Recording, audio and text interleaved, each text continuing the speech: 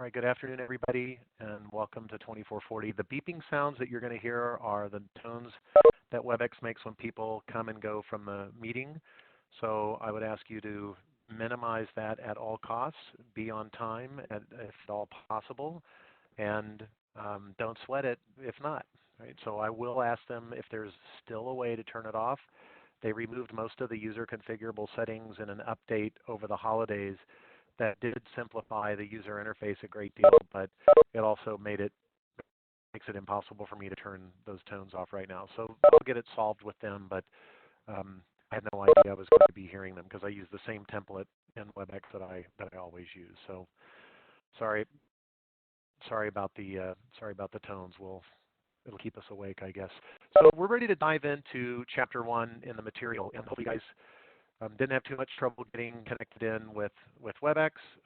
And if you see people in chat sort of asking, how do you get audio going, if you guys would feel free to dive in, I would greatly appreciate that. So what we're basically using as a motivation for this course in the first place, and why there are textbooks teaching computer scientists about architecture of computers, which you might think is normally a double E topic or maybe a little bit more of one, is because it's increasingly important to understand the underlying architecture as we design systems, both because we're pushing drivers and ways of coding down closer to the hardware, but also because the performance that we expect out of systems is tapping the capabilities of the hardware more than ever before. So it's much more likely that if you walk into a data center today, you're going to find the servers running at very high utilization than you would have 15 years ago. 15 years ago, you walk into a data center, and if they're running at 10 or 15%, then it's great. Now, if you walk in and they're at 80%, that's typical. Yeah, so there's people asking about sound on the chat, so if somebody could dive in with them. And then as far as please mute your microphone, the only person whose microphone is not muted is mine.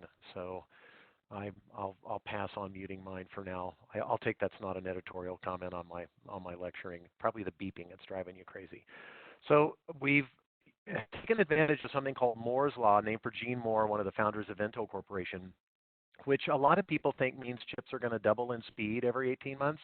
But Moore's Law is really that the density of the microelectronics, the density of the semiconductors on the surface of the chip is going to double about every 2 years. So it's worth spending some time, as we will today, understanding a little bit more about how chips are produced and why it's a chemical process more than a computing or a technology process. So this speed up that we've seen over the last 40 years has, among other things, pushed the cost down of chips to a point where it's extremely inexpensive. You can build a CPU that can run Linux for less than $1 in some IoT applications. So they're showing up every place, and it's also helped us solve some big problems of humanity that we couldn't have tackled in the past. So the idea, as you'll see in Zybooks, is that they've become completely pervasive. We've only seen kind of a warm-up act, but we do expect the number of systems to multiply by at least 1,000-fold over the coming years as we get really good at rolling out these so-called Internet of Things devices.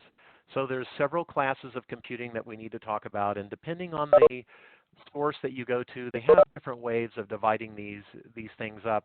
And I included a note in Zybooks about one site you can go to, and I think it was Gartner where I ended up pointing you in the end.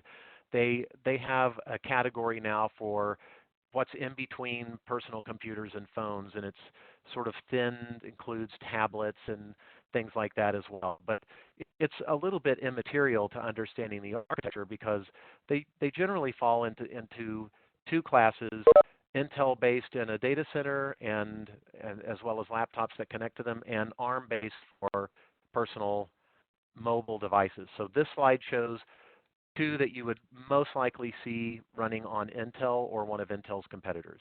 Both PCs and servers are super dominated by what we call the x86 architecture. And I'll throw acronyms and try very hard to make sure I define them, but not go overboard on you. But I want you to at least get exposed and learn some of the lingo. So there's a whole class of computing referred to as x86, and Intel is the reason why they're called x86. There are competitors to that as well. Then like AMD, but those companies tend to also specialize in something else, because if you're depending on your living competing with Intel just making the chips they do, you're going to have a rough go of it. So we've seen radical changes in architecture in servers in the last 10 years as well. What is typical today when you walk into a large corporation is not that people will have PCs on their desks and they connect to a server down the hall. Instead, what's far more common to run into now is you're going to have a data center somewhere. And let me see if I can get my whiteboard tools to work for me here. There we go. You're going to have a data center, and it's going to have racks with blade servers. And blade servers are basically servers that are computers on a card, and you'll have a lot of these cards in a chassis. So these may very well be, typically are Intel based. You may have 16, 20 cards, something like that in a chassis, and then you may have several of them in a rack. What limits you from completely packing them in, though, is that you can't get enough electricity into a single spot. So you'll have all of your server capability there. And what you'll find on the user's desktop is not a PC at all. It'll be some very inexpensive screen, keyboard, and mouse. And so I think what I'm going to do now, in about 30 more seconds, it'll be 10 after, I'm going to lock the meeting, so nobody will be able to get in or out. Well, you can get out, but you won't be able to get back in. So just heads up on that. If you're thinking about switching from a cell to a laptop, you need to do it in a hurry. So what you'll find here is something that's much less expensive, and most of the expense has been moved over into the server side. So there's a bunch of reasons for why you do that. In an environment like this, you may hear people refer to these as thin clients, for example. And I'm going to lock it here. All right. So you'll find programs like Citrix. And Citrix began life as a company that wrote software to kind of help people access a remote system when all they really had was kind of an opposing operating system, something that didn't really run it the same one as the server they were trying to get to. So it was a way of remotely controlling a system. So it's now become dominant. And so what you'll find in a very large corporation is they'll drop these very inexpensive, doesn't make a big deal if you steal them, don't have any local storage, so you have their data if you walk out, kinds of systems. But there's, like I said, there's other motivations for doing this. One is to push the cost down on a per unit basis and concentrate your investment where incrementally more money makes a big difference in performance for everyone. And another one is a different kind of theft, not a theft of the device itself, but a theft of information. So if you hire a team of programmers in a foreign country that don't have to follow the same intellectual property laws that you do, but they're good programmers and they're willing to do a lot of good work for you at a rate that you like, the dilemma early on was, how do you keep them from stealing all your code if they don't follow the same types of rules? This type of arrangement will help you succeed in that environment. So the book talks nothing whatsoever about this type of model. That's why I'm stopping for a few minutes to talk to you guys about it here. So what will happen in an environment is you'll run all of your software over here. Your operating system will run, but so will all your programs. And the only thing that's going to be traveling across this wire are little packets of compressed information that a Citrix server program over here sent to the Citrix client program running over here. And it's really good at minimizing the amount of bandwidth required and the frequency with which things need to be sent to keep this screen updated with what otherwise would be drawn had they been plugged in directly to the server with their screen over here in the data center. So if you are running a program like Microsoft Word and you're not changing a whole lot on your screen, this program won't be sending very much. So it works well remotely, but of course, in the case of Microsoft Word, Word is never installed on your computer. And the document that you're editing is never therefore on your computer either. It's 100% happening back in the data center. So you're just simply remotely controlling a program or an operating environment that's on one of these blades. There's lots of other things running with you on these blades, other operating systems, and the book does talk more about that part, so we'll stop there. So this is a popular way. I would say when I was at Cisco, we sold maybe $500 million a year worth of this solution. So, and so did all the other competitors. So it's an enormous shift. These boxes run Intel, but the CPU command on them is very, very light. There's really not much happening on this system. So you can use systems or repurpose old ones, but security, both getting your data off of here and preventing intellectual property theft, are also motivations for using a system like this. Okay, let me get back over to our slides here. So those kind of fall in between these, and we would call these thin clients, and they take both sides of this camp. There are still supercomputers made, believe it or not. There are still people like Wayne Corporation was very famous for them for a while. And what these do generally is no longer tremendously different than what a GPU does when you're playing a video game. So we'll spend some time this semester talking about what is it about a GPU, which is also a computer chip. What is it that makes it different? Why is it able to do stuff so much faster? If we know how to make the GPU faster, why can't we just make the core CPU in your computer faster? So we'll talk about ways of organizing your work so that it lends itself towards these specialized type of computer architectures that can just race through your data. The book talks a bit about embedded systems. And embedded systems, I think we probably won't always refer to them as that. We may change what we refer to them as more of like IoT, Internet of Things systems.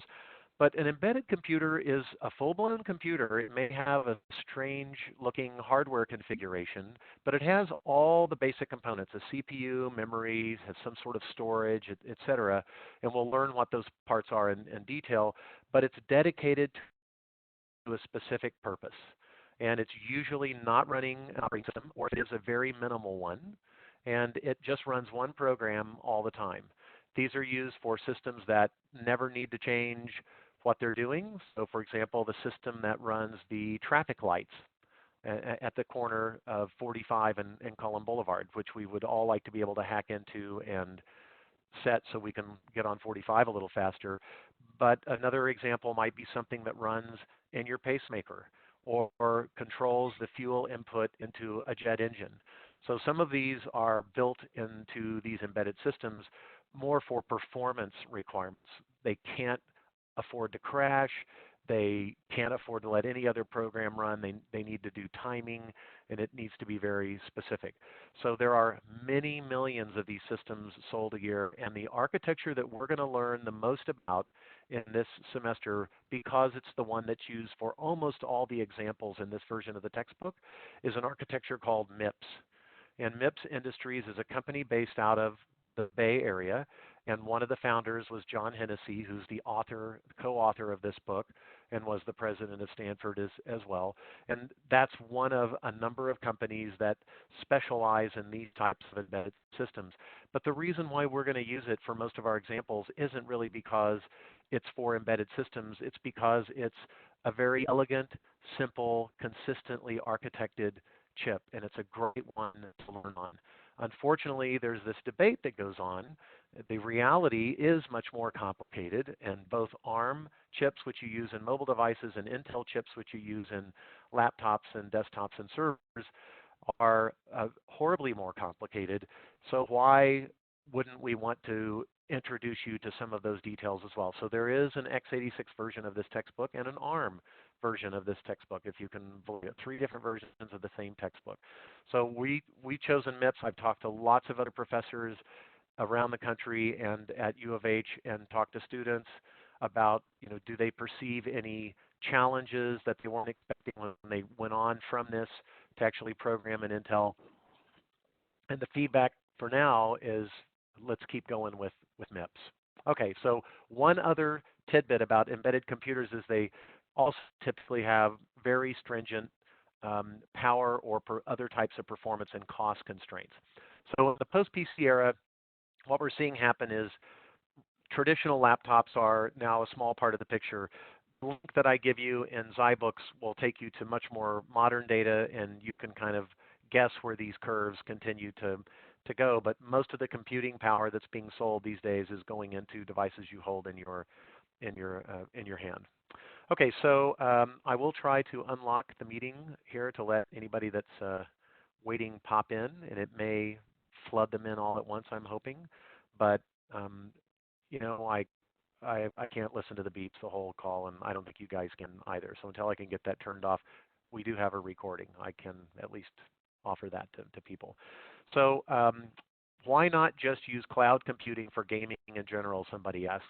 Because there's too much, if what you mean is let all the computing happen in the cloud and just push what you need to see on your display, there's not enough bandwidth, and the latency is too great to do that. When we get to GPUs, and maybe even before then, if we sprinkle it around, it's possible that we'll talk about exactly how graphics are animated and rendered, so you have a better appreciation for why that is. Okay, so here come a few more people. Yay. And also in the PC era, we have the personal mobile devices.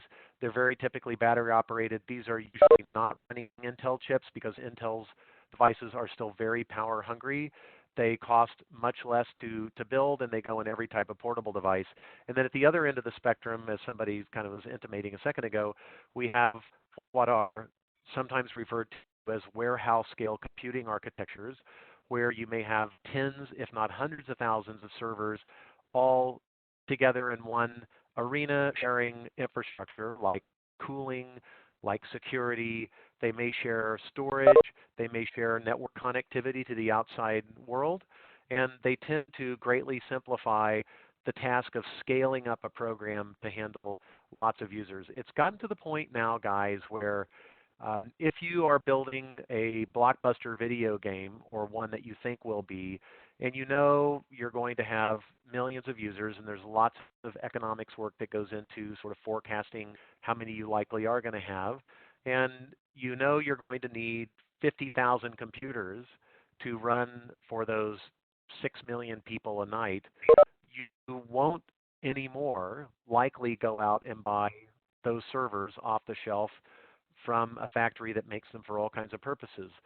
The way we see specialization happening now is that people will go to a custom manufacturer like Supermicro, which is a Chinese company that will custom build, and you will build systems that have exactly the amount of RAM that your program needs. It may not be right for any other program, but it's the right one for your program. And you'll run that program until that server is also kind of out of date, and you throw all it away at the same time. We also find companies like Google doing some amazing things in their data centers with this warehouse scale computing, and it's now at a quantity where even little things that you and I would never think of worrying about are now big ticket items. Microsoft used to run an ad years ago that showed a production line and said, you know, if running our software could save you a penny per product, gosh, that doesn't sound like much unless, and then the camera showed this enormous factory cranking through, you know, at very high speed, thousands of these products, right? So it adds up is the point. So what you'll find in some of these warehouse scale computers now include things like ridiculously thin metal, almost like aluminum foil thickness, instead of nice sturdy metal case that you have now. Why? Because no one's ever going to touch the device. Insulation on cabling that isn't as flexible, it's much thinner, it's not able to be bent back and forth a bunch of times like you roll up your charging cable every afternoon. CPUs that don't have a power supply or a fan in them at all, they just share a big power supply and fans that are in a tray at the bottom of a big rack. Systems that are built that don't need air conditioning whatsoever. They're perfectly fine operating at room temperature. That suggests spreading components out in a very different fashion than what we have now. and so on and so on. So we'll talk more about cloud scale computing, and it's a little bit mind-blowing to kind of see where this is going. But generally, any company now that can pushes what they can into the cloud. There's no way to compete with the cost curve because it's so steeply declining that that's where you want to be. The costs are continue to be cut out of computing there, and no one's working that hard to cut the cost out of computing on your desktop. So that's got lots of really fascinating examples that we can look at. So what are you going to learn in this class about this architecture? The first thing we're going to learn is from the point you write your code in Python or C or Java, exactly what happens to turn that into something that the CPU can understand. How are you going to turn that into something that the Intel chip, the ARM chip, can run?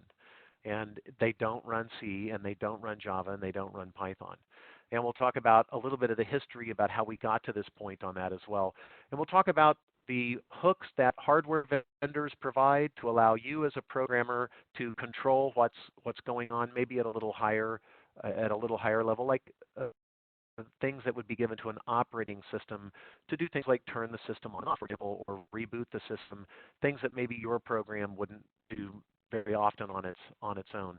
And then we'll talk about some interesting balancing acts that go on to try to continue to improve performance in a system, and spend a lot of time in the class looking at a variety of methods that we've pursued to try and speed computing up. So we deal with this Moore's Law, as I mentioned before, and we got kind of hooked on the expectation that things would speed up on their own. But what you'll find is some might say grasping at straws. We're basically trying to use every trick we can think of to speed up computing by reducing the number of instructions you even hand to the computer in the first place, organizing the instructions in a different fashion so that there's less probability of having to wait around for an intermediate result before you can continue, or figuring out where the jump is going or the branch is going to go to in an if-then loop. And so lots of things like that we'll get access to, and they fall into a handful of big categories. All right, so let me take a peek and see. Anyone know, can we meet online? Yes, you can meet online for the Monday class if you like. I'll be doing the same thing. I'll just be doing it in class. So remember, there's just a strong correlation between people whose faces I can see frown when I say something and they don't understand, and then I go automatically into describing it more, and people who are remote whose faces I cannot see and therefore don't know if you're confused on something that you ask. So just by sitting there in the classroom where I can see you, you're going to get more of your questions answered because I can see it on your face. So that's one way to think about it. Okay, getting back to the text. So to understand performance, one of the metrics that you can change, we're really good at doing this as computer scientists, is picking a better algorithm. Perhaps in one of your programming classes, you've already seen different ways of doing sorts.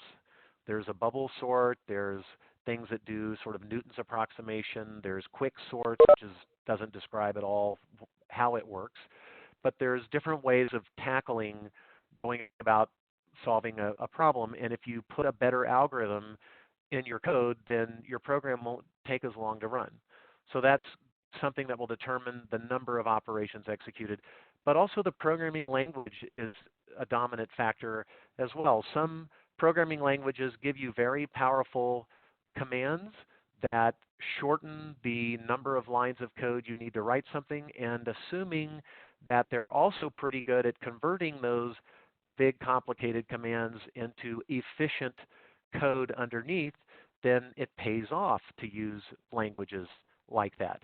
Similarly, if you buy a package of really well-written libraries, like from MATLAB, for example, that you pull into your program environment, then you are getting access to what we think are the very best written algorithms for solving all kinds of math problems. So that's an example of kind of the language and the pack that you use. The compiler is a program that takes what you've written, typically in a high-level programming language, which is what C and Java and Python all fall into that category of high-level programming languages, so I'm going to have to tell you what low-level ones are at some point.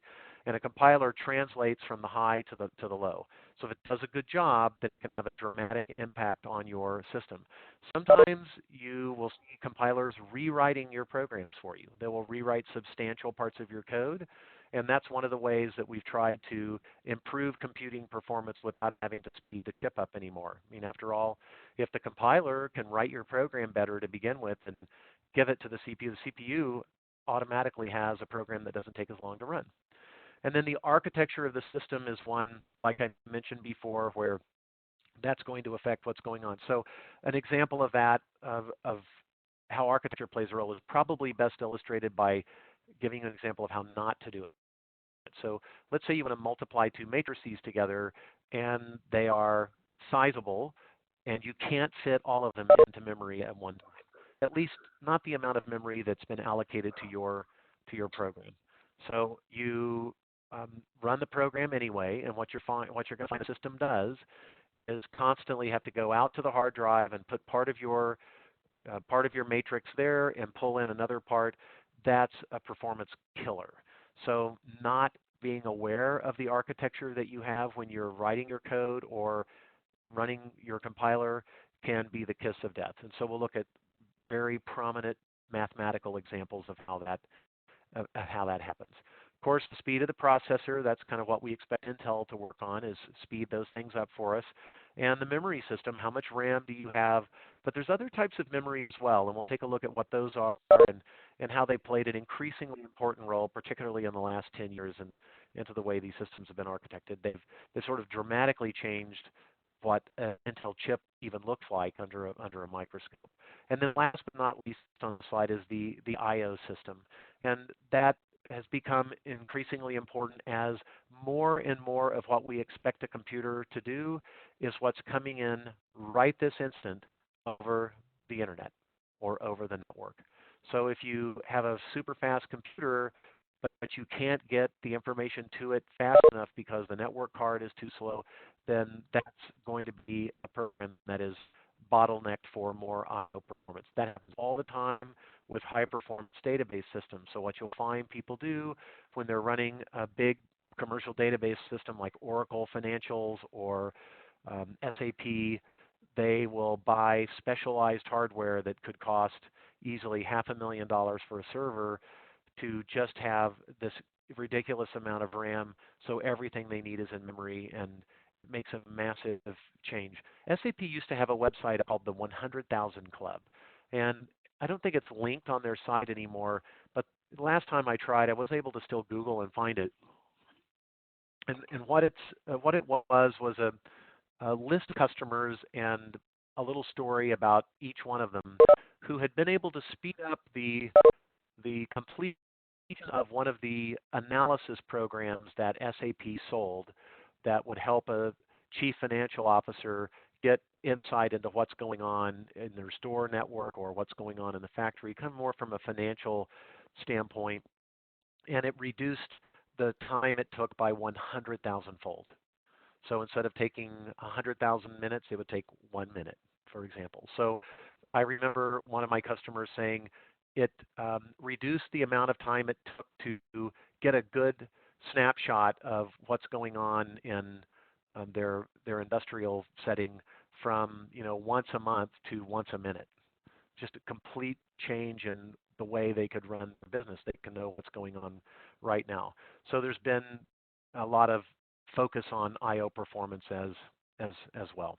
All right, 8 great ideas in computer architecture. So this kind of is a preview of what's going to happen for the rest of the semester.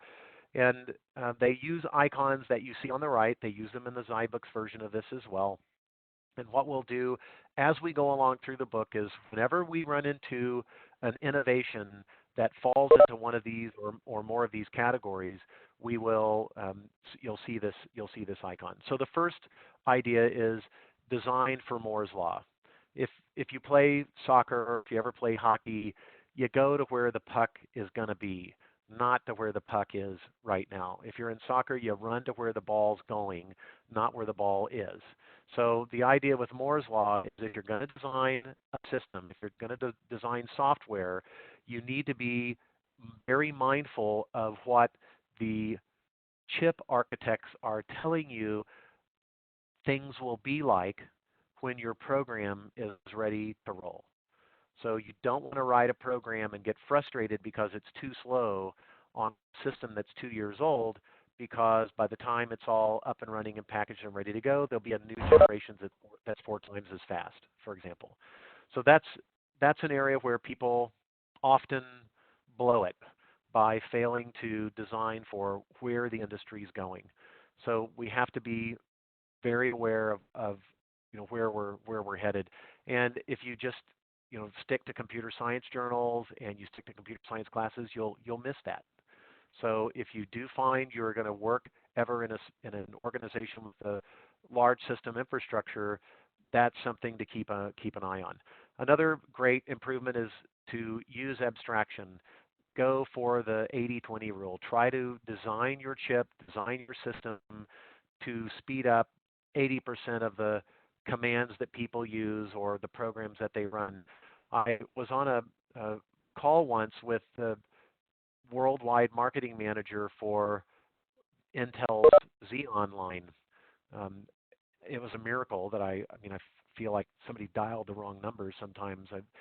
When I was at Cisco, it was fun to see that they were big enough that they would get really high level people from their vendors to kind of come and talk to them. And so I found myself on one of these calls, and I started asking him some questions about, how do you know which of the 900 plus commands on an Intel x86 chip people are actually using? And kind of touched a nerve, because it's very difficult for Intel to really know which of the instructions on the chip are you actually using.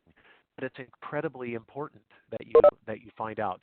So abstraction is an effort for them in that case, where they try to understand the types of programs people are running in a variety of industries and just kind of do the best they can to make their chip work well in as many of those as they can. Performance via parallelism is an alternative to redundancy. If anybody here want to get on a jet plane with just one engine, even if I promised you it had all the thrust you needed?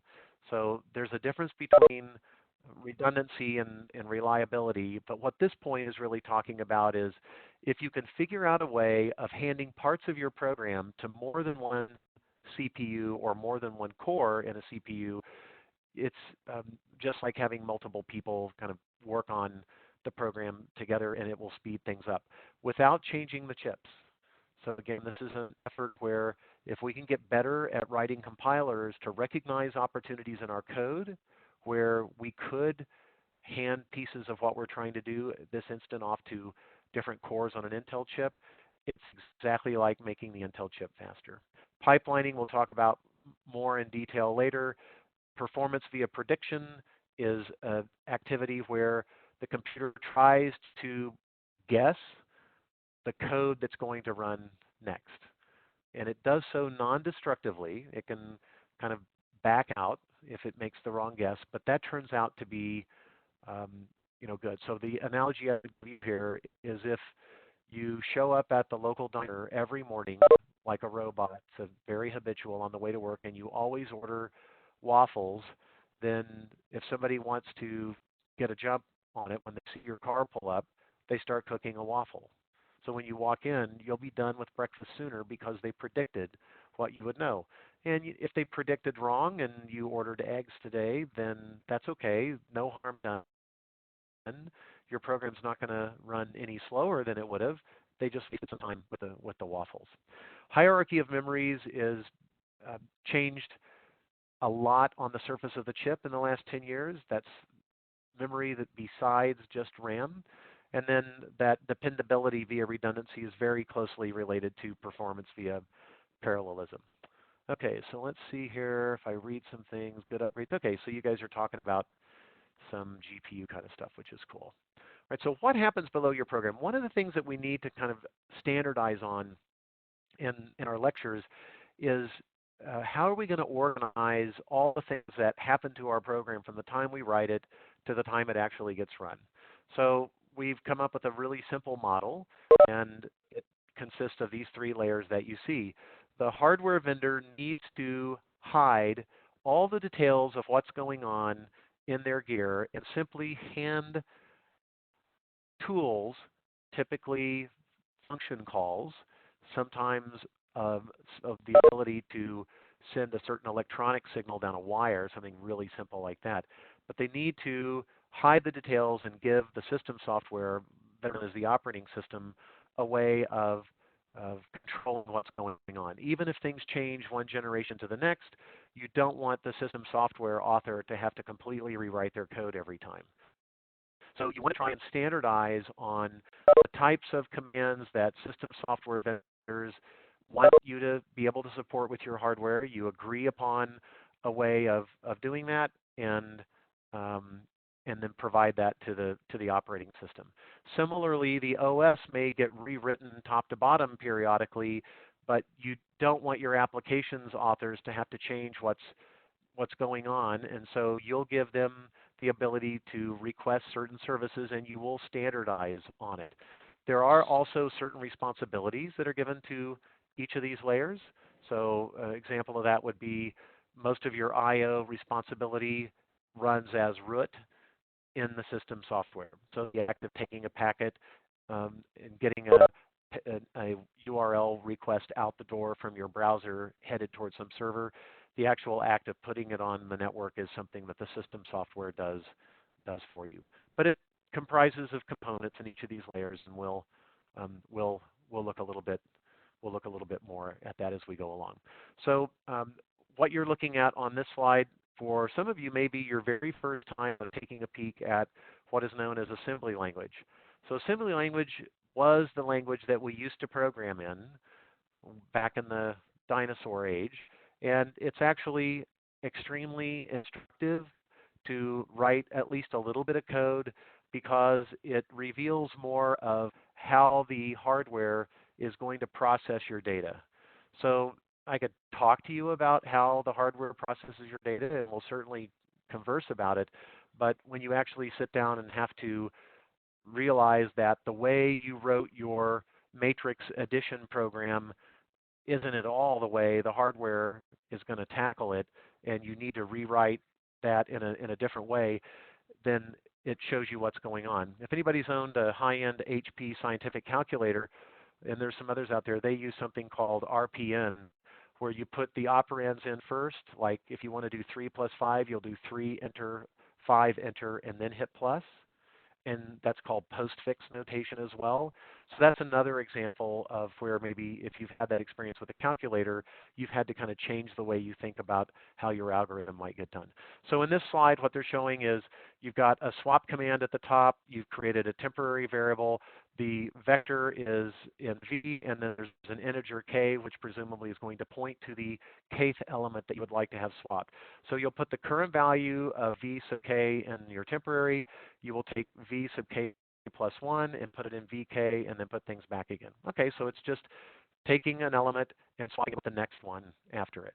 Right? So in assembly, in MIPS, which is one assembly language command, but all of the chips that we talk about all have assembly language. What they're basically going to do is take a number that you've given them as an input, and they're going to multiply it by 4 and store the result in another temporary register. Why multiply it by 4? Well, because the numbers that you have need 4 bytes each. They're 32-bit numbers because you might want to have big numbers. Then you're going to add that number to your base address, and now you have a number that points to the kth element in your array. So you will go to memory and load that element from that starting point that is stored in this variable $2, and you'll drop whatever's there in RAM to this register number 15. And then you're going to go 4 bytes down the road to the next item and put that in 16. So now you've loaded the kth and the k plus first element. So now what you're going to do is store what was the kth element where the k plus first one was, and you're going to store the k plus first. So you're just going to swap them. And then when you're done, you're going to use the special jump command, which basically means end program. So this doesn't look anything like C, but it's not mind-blowing either. You've got some temporary variables, and you don't have the same kinds of commands available. What is mind-blowing is what that gets turned into is this, lines of 32 ones and zeros. And this is actually what gets fed in to the individual pins that sit on the side of a CPU that you've seen before, these little silver wires and silver pins that come out. Some 32 of these pins, there's pins that do all kinds of things, but 32 of them in this system's case are matched up to these 32 numbers in this row. So when it's time to run this line of code, which may have been this line of code, which may have been part of what you were doing here, then that bunch of zeros are going to get fed into these inputs, and on around you'll go. So that's too difficult for us. We will not give you any experience trying to write a program doing that, but we will give you some experience at least translating from assembler to that, so you'll know kind of what's going on in the system. It's important to know it. All right, so but down at the bottom, of course, it's all binary. It's just ones and zeros. All right, so back to the components of the computer. The big picture is you've got the same kinds of components that are used in a whole variety of types of systems. In fact, there are kind of 5 big categories that the book likes to champion. There's the CPU, there's something to control what's going on, you have memory in here, you have input and output, and then a path which the commands kind of go through. So we'll dig a little deeper into that. But stepping back from that for a minute, we've got user interface devices like your mouse and your keyboard, your trackpad, your goggles, those kinds of things. You've got storage devices, USB drives, tape drives, optical media, flash drives, which most of us have now, and spinning hard disks as well. And then you've got something that connects you to the outside world. It may be an Ethernet cable, it may be a Wi-Fi connection, it may be Bluetooth or Zigbee or some other type of network infrastructure. But most systems have those types of components to get data into and out of the computer. Otherwise, it's just sitting there wondering what it is you want done. Some systems also have touchscreen, which is quite fascinating if you've ever had a chance to look at a YouTube video of somebody tearing one of those things apart. The faster we've been able to make these chips that deal with the touchscreen in particular, the more inputs at a time we can take to deal with things like a multi-touch, for example. So it is interesting to kind of understand what's going on, and basically what you're doing when you touch the surface of the screen is you are short-circuiting wires. There are almost invisible wires vertically and horizontally across all of our devices. They're just under a protective layer. They're very delicate. They're supposed to be invisible, so you know they've got to be really, really thin. And when you touch your finger to them, you're changing the ability of those devices to pass electrons through. And if we note that this wire, this wire, this wire out of all of them, and this wire out of all of them suddenly seem to have a harder time. We pass a current in and a lower current comes out than before, then we know your finger is touching right there. So it's kind of the idea for one of these resistive capacitance type of systems. There are other technologies as well that try to figure out where you're doing. I remember a system earlier in my career that would watch your eyeball, and it could figure out what you were looking at on the screen and what you were reading. And among other things, they use it to improve the design of things like drop-down menus and the way operating systems displayed things. And I still remember, for whatever crazy reason, one of the things that they discovered is nobody reads the first thing in a menu. Like, they assume it's going to be like a drop-down. You just never read the thing at the top. So make sure all of your choices start with the second one on down. So there's other kinds of I/O devices that help. For an LCD screen, when you look at what's going on inside of a display, it's actually more impressive than it may appear at first glance. If you've taken a hard look at this before, then you know what I'm talking about. So let's just take a typical display. Let's say it's 1024, and I'm going to switch over to a different app here to get this done. So hold on just a second. I can't draw with their drawing tools, so I've very happily discovered this program called Sketchbook, which used to be something you had to pay for, and now it's free, and it's written by Autodesk, which makes AutoCAD, and it's been a lifesaver. So let's say we just take a typical 1024 by 1024 computer display, and our job is 60 times a second. That would be a decent rate. We're going to update what's on that display. So the first thing you need to know is that 1024 by 1024 is 1,048,000 plus pixels. So you're going to have to do something 1,000,000 times in that 1/60th of a second. And what are you going to have to do? Well, you're going to have to color this pixel. And on LCD displays, which most of us have, you're going to send a charge to a red, green, and blue colored LCD to tell it from black to as green as it gets, from black to as red as it gets, and from black to as blue as it gets.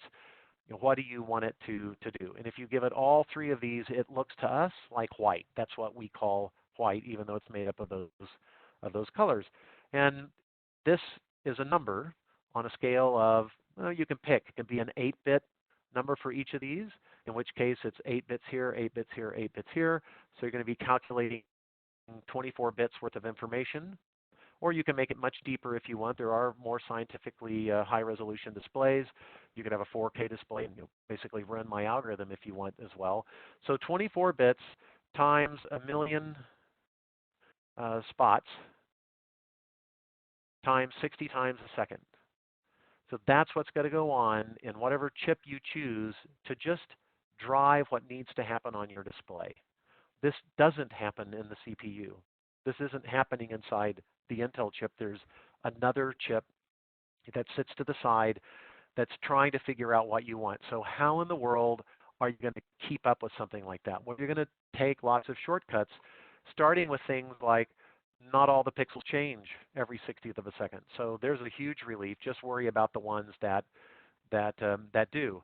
Another change is we give the programmers tools that simplify how they can communicate to this graphics display system what they would like the user to see. One of them is fonts. Fonts are described as algorithms. Start at this point, build a spline that goes up like this, make it this thick, turn down this direction. You'll have a little thing here, and we call that a Times Roman, 10-point uppercase letter A. So this will scale it. You can have modifications to the algorithms like bold facing it or italicizing it. But if what you have to tell the chip over to the side is, here's the font that I'm using and here's the letter I want to draw, then you don't have to tell the system every single pixel that you're trying to draw. And if you've never seen close up what's really going on with one of these, let me pull up Microsoft Word, which you can't see, and I'm going to make the biggest A that I can. We'll make it an A, and see if I can make this thing bigger. Yeah, it's not bad. I'm going to switch the font because I don't like the font that I chose. And I know you guys can't see this right now. This is making my system complain about not having enough CPU power, so it may cause my audio to sort of jitter a little bit here. And so what I'm going to try to do, if I can get away with this, it's just super hard to do on a very high resolution display, but I may be able to get away with it. So I'm going to take a snapshot of this and come back over to the drawing tool that you guys are using and try and drop it in. I'm going to try and scale it up. So this is the bottom right corner of an uppercase letter A, and I hope what you see are little stair steps. Now, this program is already trying to smooth things for me, so it's trying to hide exactly the thing I'm trying to show you, but if I'm careful not to move it, maybe you can notice around here, like where the white background and the black letter over here there's some pixels in here that are neither black nor white. They're gray, and they're different shades of gray, and the same thing is going along on this edge. That's the result of this subsystem that draws the font, and it prevents me as the word developer from having to spell it out for the system and tell them this pixel gray, this pixel a little darker gray, this pixel a little darker gray for all these hundreds of thousands of pixels. And instead I just say Times Roman, 144 point font, uppercase letter A, boldface, and I'm done. All right, back over to where we were in the slide. So that's a very high performance task that has to be done constantly on systems, and it's too much for the CPU have to do. So we have a specialized piece of hardware that does that. So your programs are actually busy trying to inform this of what they want it to do.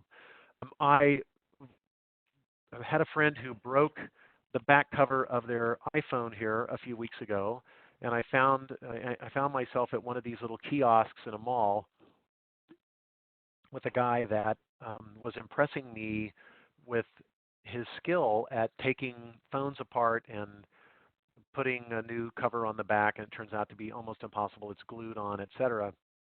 And so I started chatting with him a little bit, and he asked what I did, and I told him I'm always looking for examples of hardware to show people. And so he pulls out this cardboard box with hundreds of cell phone guts that he's carved out of devices and tablets as well, because they've broken and he can't use them. And he gave me a big handful of these things. So if I can find my microscope, which I'm having a hard time putting my finger on, I'm going to have to buy another one if I can't. I'll bring it to class and we'll take a closer look than you see here on these slides at how these things are architected. But it's good to see kind of the level of detail that people are going to, and you'll begin to get an appreciation for how it's really impossible for even a machine to build some of this stuff. There's got to be some other way of getting it done. What's interesting is what's inside your iPhone or your tablet is actually a very, very small proportion of the overall size of that device. It's not that we made a phone bigger because there needed to be more circuitry in it. We made it bigger because you wanted it bigger. And this strip that you see across the bottom of the screen, if I were to draw the iPhone around it, the iPhone might be a scale of something like that. So it goes off the bottom of the screen here. So it just takes up typically a very small part. There's an Apple logo. I don't know if you can notice it here. This is an A5 chip. That's an ARM chip. So Apple has ARM make chips for them. There's chips on here from other people as well. There's a Toshiba chip. You could Google the part number on this and figure out what this one did. Maybe it handles Wi-Fi. Maybe it handles a cellular connection. There's almost always a Qualcomm chip on anyone's device because they build things that basically all the devices in the industry need to use. So inside the processor, what you basically have is a piece of rock. So this is a really hard concept for people to grasp at first without maybe thinking about it, unless you've had some experience with it before. A CPU in a computer is not an intelligent device. It's not looking at your program and figuring out how to run it. It's not making decisions about what to do next. It's a rock. And whatever it's going to do with whatever electrical signals you feed it has already been predetermined at the moment it was manufactured. And so your chance to change what it does is basically over. And things flow through this rock, this CPU, as close to the speed of light as it can get. So if I want to add two bits together, I can build what looks like maybe an AND gate as part of my equation to get this done. And what I've basically done is chemically altered a little piece of the silica rock, sand, which chips are made out of, with a chemical process that causes it to sometimes conduct electricity and sometimes resist conducting electricity. And it's kind of on the fence about which way it is, and you can nudge it one way or the other by whether you introduce a voltage to it on the side. And if you introduce a voltage to it on the side, you can coax it into becoming a conductor. And if you remove this voltage from the side, it becomes a resistor. So you can, by feeding different voltages into the side, um, change the output that you're going to get, because by doing so, you're changing the behavior of these points inside the CPU that we call gates.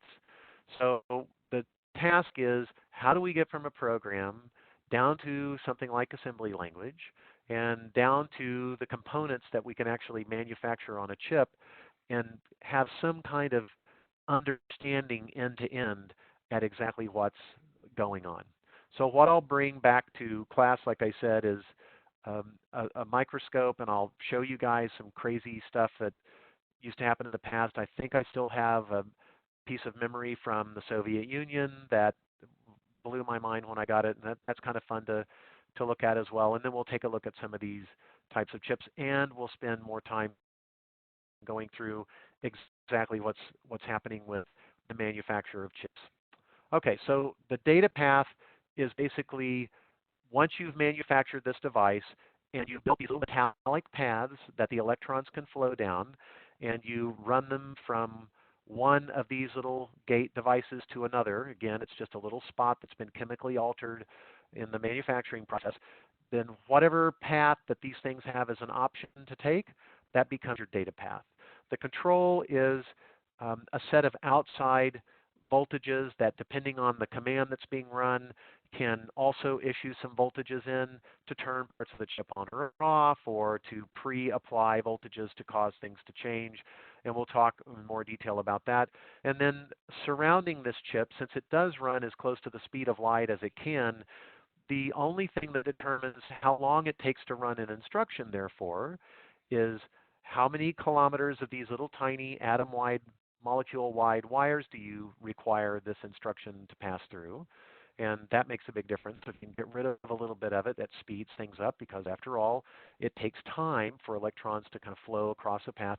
And the other thing you can do to kind of speed things up is shrink the size of the gates.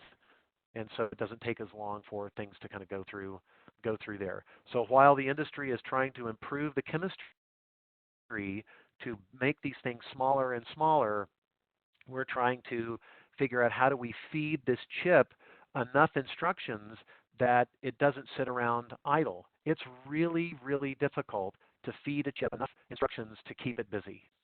There's no 100% busy chip unless something's really going wrong on your system. At some point in every few commands in every program, you're waiting on something from I/O, you're waiting on something from memory. So it's a challenge, and I like to characterize what we've done as creating a fire-breathing dragon, because what we have created is something that is increasingly hungry, hungrier and hungrier all the time. Every couple of years it gets twice as hungry, and you've got to try to figure out what to do. So an analogy that I use lots of analogies in our class. An analogy that I want to introduce to you is what happens at that diner where you show up every morning for waffles. You come in, takes you a little bit of time to open the door, takes some time for someone to come and seat you, to put the menu in front of you, for you to sit down, for you to decide what you want to order. You'll look over the menu, and then you're going to order waffles like you do every day. I had a boss once that would do this. He would look over the dessert menu at the faculty club every day, and then he would have coconut cream pie 100% of the time. So you'll get your food, you'll order it. When you order it, somebody's cooking it in the back. Let's say it's lunchtime, so it's a little more complicated than a waffle.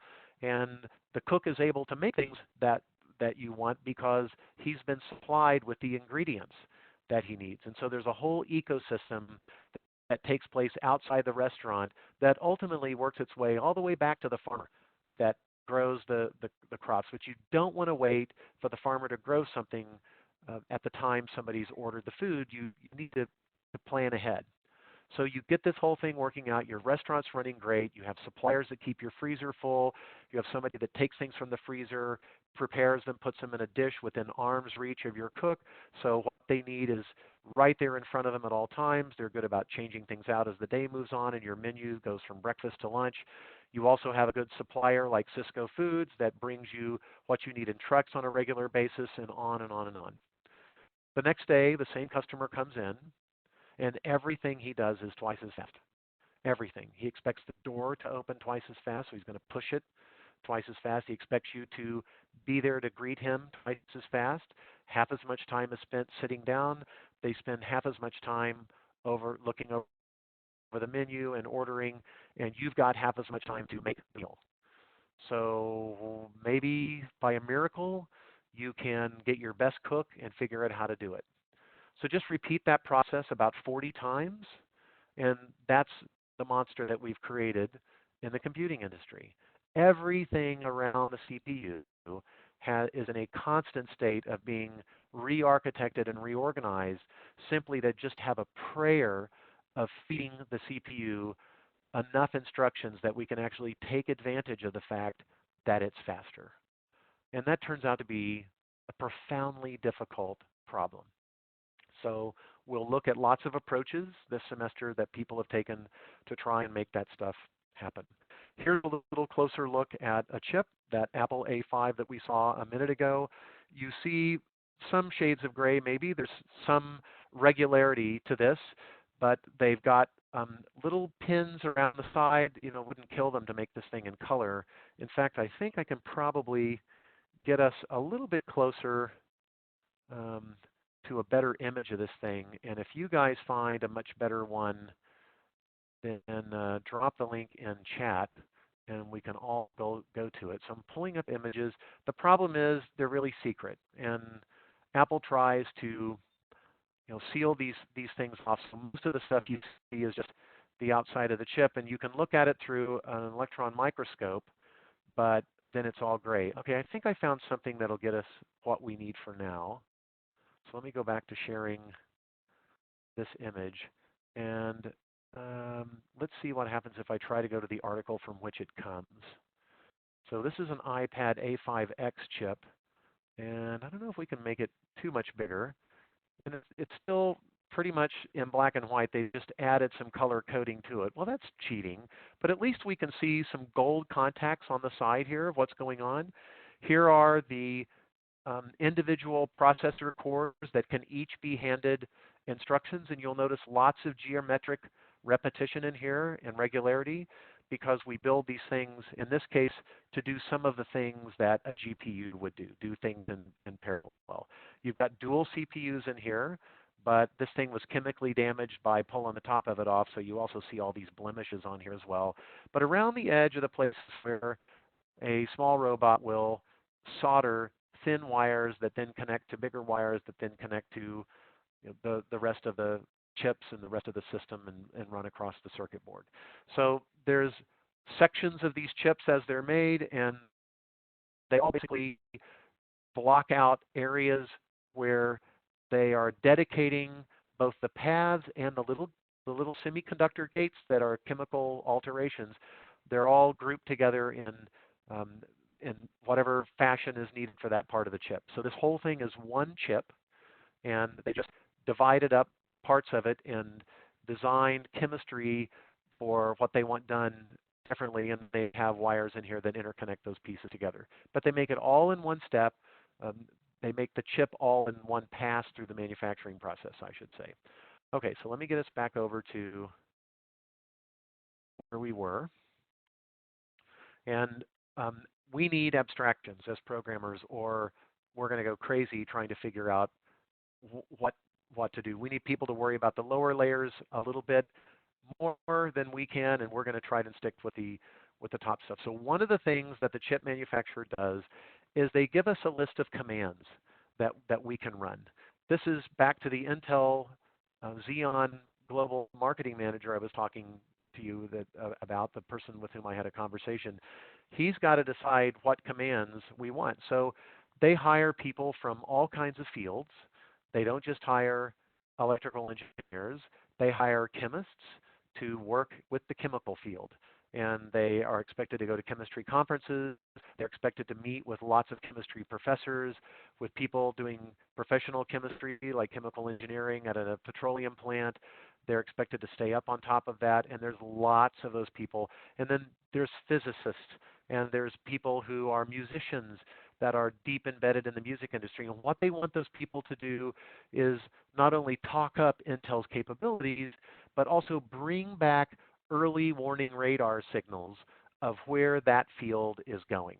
And so if they get a whiff that there's going to be a massive new rewrite of a program that everybody in that field uses, then Intel wants to quickly find out, so what's different about it? Are they adding new capabilities?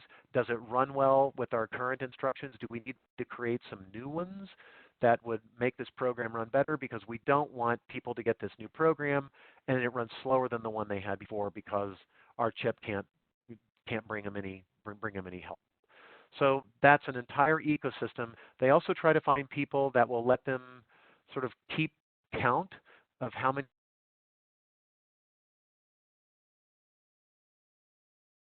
huge security risk to surveil exactly what commands people are running. But one way or the other, by the time they are ready to announce the next chip and design it, they have to nail it down. They have to announce these are the commands. So Intel's added on to their instruction set over the years, and now they're up to over 900 instructions. So not only is it really sophisticated, but it's almost impossible for people to program directly. So compilers are required to try and have a prayer of taking your program and turning it into something that will actually run there. You also have software that gets written that sits on top of this instruction set architecture and allows you to call these commands to make them actually happen. A compiler will generate a layer for you that will assist you in doing that. Now, unfortunately, what's happening in the industry right now with Windows, for example, is all of these intermediate layers from high-level programming language down to the machine language are disappearing.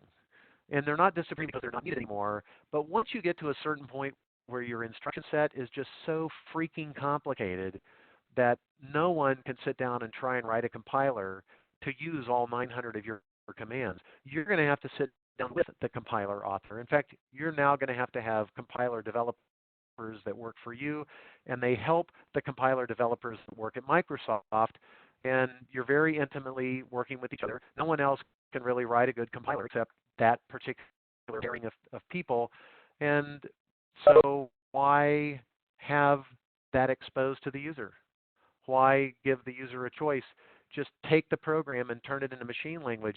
You don't need to stop along the way and even look at what the compiler did. I'm getting errors about the network, so I'm going to try switching to Ethernet. I'll probably go quiet for a moment. So give me a second here. I'll be right back, guys.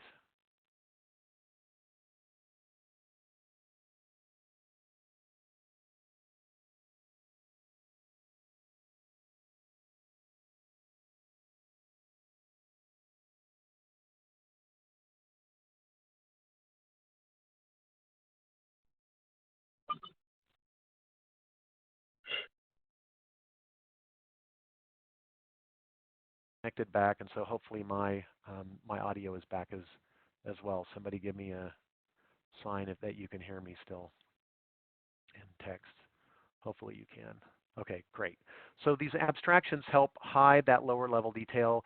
But like I said, because people like Intel and Microsoft have to work so intimately together, some of the ability to look at what's going on kind of in between layers is disappearing. We will go through some of it this semester, but just know that that may be destined for the dustbin in the not too distant future. So what we want is for them to give us a way of asking the engine what to do. So let me give you an analogy for this one as well. You know how to drive a round wheel, brake pedal, gas pedal, some way to do the signals. Those first three things are the same almost in every car. The rest of the stuff starts changing, like where's the turn signal? Is it on the left or the right? Is it an automatic or a standard transmission, et cetera?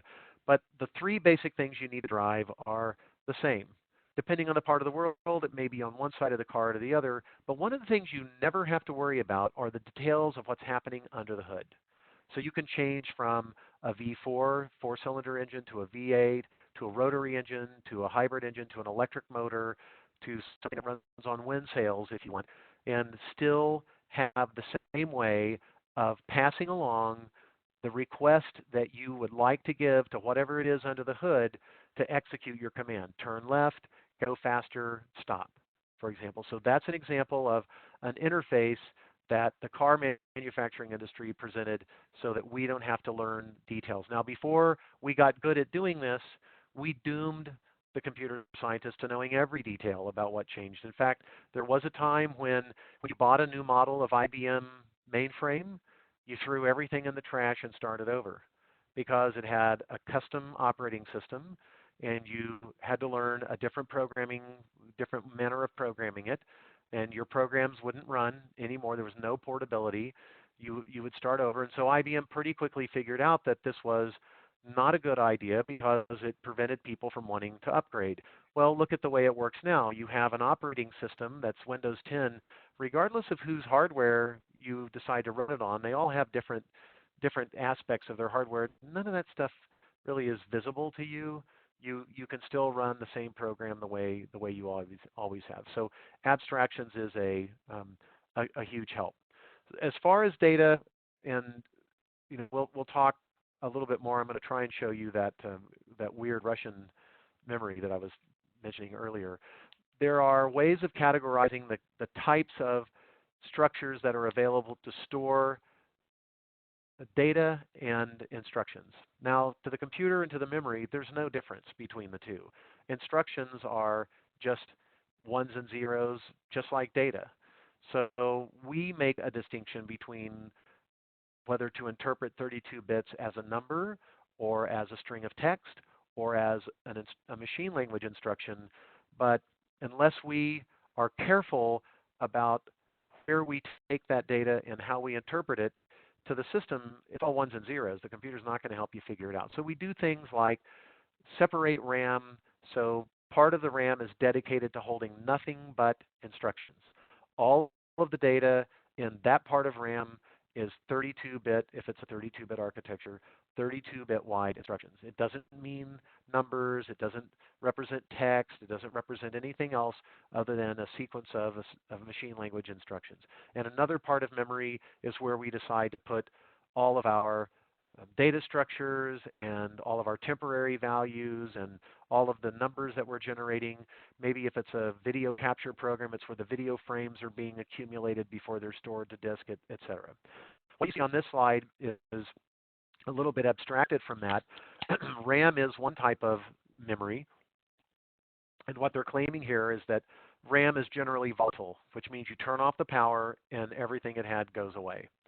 So that's something that we can't accept unless we want to reprogram things all the time. So we usually have secondary memory, not as fast, not as high capacity as the fastest part of our memory, is at least as far as its ability to get things into the CPU as quickly.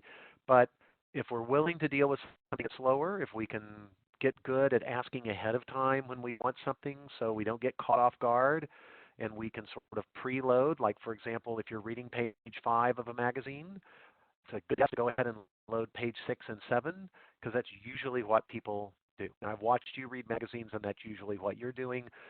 So you can deal with the fact that it takes a while to turn the page and preload that information. So that's the only way these secondary storage devices really have a prayer of keeping up. And so for that reason, we can make them massive. We can afford to put most of our data on memory that's much, much slower than what the CPU really needs. So as you'll see in coming lectures, we organize this as a hierarchy where we have the very fastest memory, which is very expensive, so we have very little of it, closest to the CPU, so we can hand things at the same speed the CPU runs. And then you see a whole variety of other types of memory here. Networks, you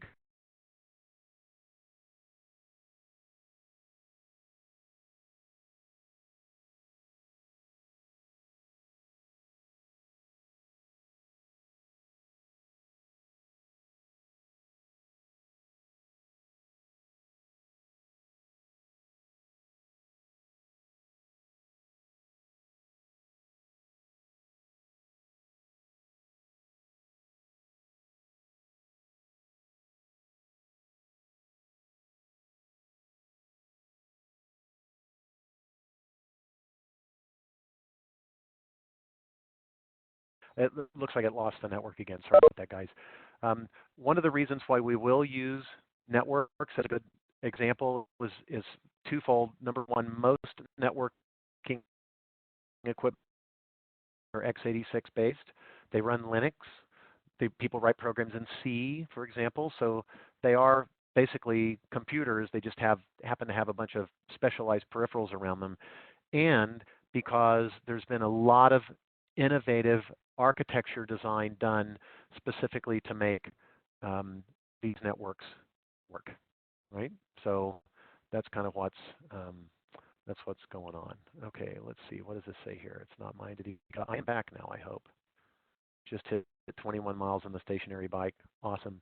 You know, one of the things I started off doing WebEx years ago was exercising on a treadmill while I was listening to mindless telephone call, mindless thing. So, you know, Jake, I expect you to see you thinner than ever after this semester because you're going to have a lot of chance to run on your stationary bike. So we'll talk more about some of the network examples as well. Plus, I'll tell you how I ruined a $250,000 device at a trade show once and luckily did not get caught. So we're at a good stopping point for today. I will be back in person on Monday in class. I'll see you guys then. And until then, have a great weekend. We start labs next week, remember. There's no labs today. Labs start next week. Is Monday MLK Day? Well, I have no idea. So I'll probably drive over there and figure out that. So are we closed on Monday? Is that what you're telling me? Yeah. Awesome. Okay, well then I'll see you here on WebEx on Wednesday again. All right, guys, have a great one. Talk to you soon. And thank you for telling me that. I didn't know that.